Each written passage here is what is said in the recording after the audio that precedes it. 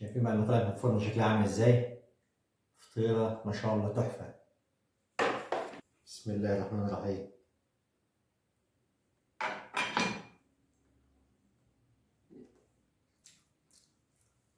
في السحور حاجة تحفة ملهاش حل بصراحة. والعجينة بتاعت الفطيرة بتاعتنا مكوناتها بسيطة خالص، هنبدأ فيها نصلي على النبي كده. مية، كوباية من المية الدافية، وهننزل عليها بمعلقة من السكر كبيرة، وهننزل عليهم بمعلقة كبيرة من الخميرة. ده كله هناخده ندوبه مع بعض كويس. نحتاج على كوباية المية الدافية اللي هي نفس المعيار بتاعها، نفس الكوباية بتاعتها دي، هنحتاج منهم 3. 1 2 3 كده. هنعجن ده كله مع بعض كده. طبعا هتديني النتيجة المظبوطة بعد 5 دقايق من العجن. نبص نلاقي الوش بتاعها ناعم، تبقى معايا بالشكل ده.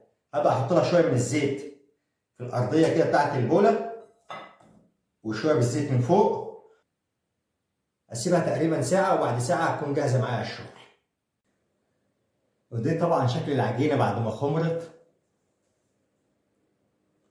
كده. العجينة بعد ما خمرت اضرب بوكس. طبعا دلوقتي هنبدأ نقسمها على 2، نغطي عليها ونسيبها على جنب شوية تستريح على بال ما نعمل الحشو بتاعنا. طاسة على النار، ننزل ب5 معالق من الزيت. على بال ما الزيت يسخن هنعمل البصل بتاعنا والسجق، هقطعها قطع ناعمة.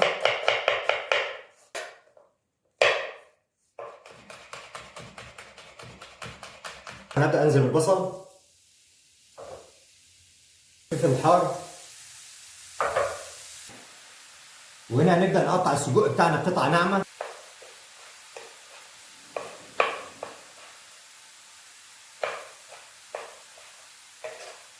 هبدأ انزل 4 فصوص من الثوم، وعليهم معلقة صغيرة هريسة عربية،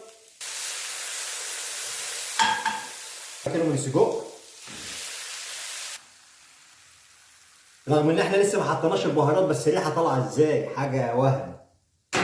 هننزل بالبهارات بتاعتنا اللي هي معلقة صغيرة من الكزبرة، نص معلقة من الكمون، نص معلقة من الزعتر، ونص معلقة من القرفة، ومعلقة ملح صغيرة. طبعا نسيبها كمان 5 دقايق بحيث ان هي تستوي كويس، وبعد كده تكون الحشو بتاعنا جاهز معانا. طبعا كده استوت معانا كويس. هنبدأ نجهز في العجينة بتاعتنا. اضرب يا بندق يلا.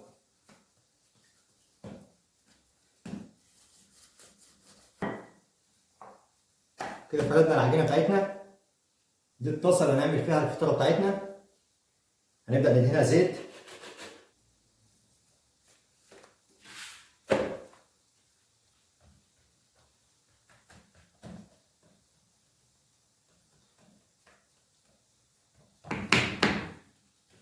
نبدأ نفرد القطعة الثانية.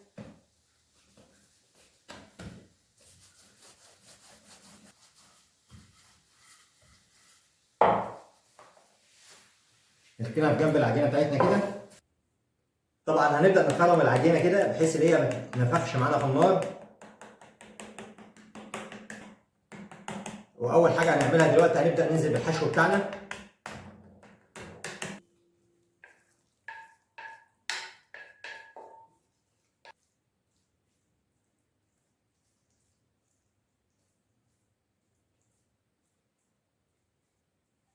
هنبدأ ننزل برشة موزاريلا.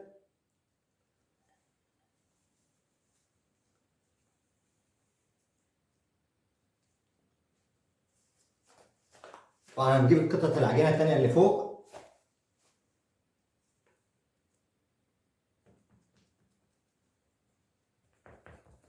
وهنا طبعا بعد ما لزقناهم في بعض نبدأ نتك عليها بالشكل ده، ونحاول نخرمها من فوق برضك بحيث ان هي ما تتنفخش معانا زي العيش.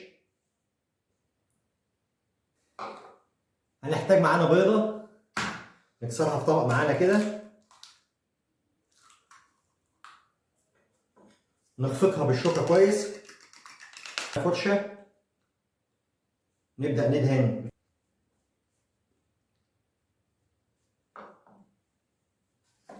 تمام كده شكلها النهائي. نركنها على جنب. وهنا هنحتاج معانا نص كوبايه من الدقيق،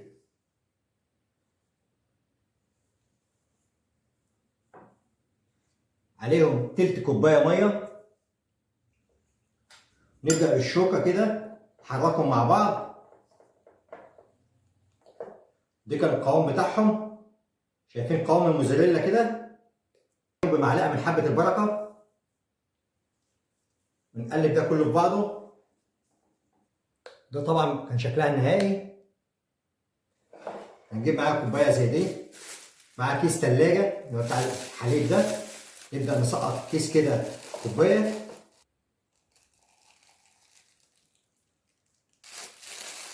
نبدا ناخد الكيس بتاعنا ده كله،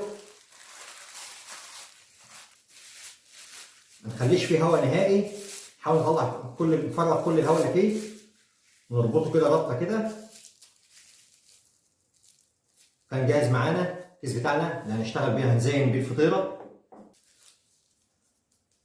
معانا مقص، هنحاول نقطع من الكيس حته صغيره. هنبدا نزين الفطيره بتاعتنا.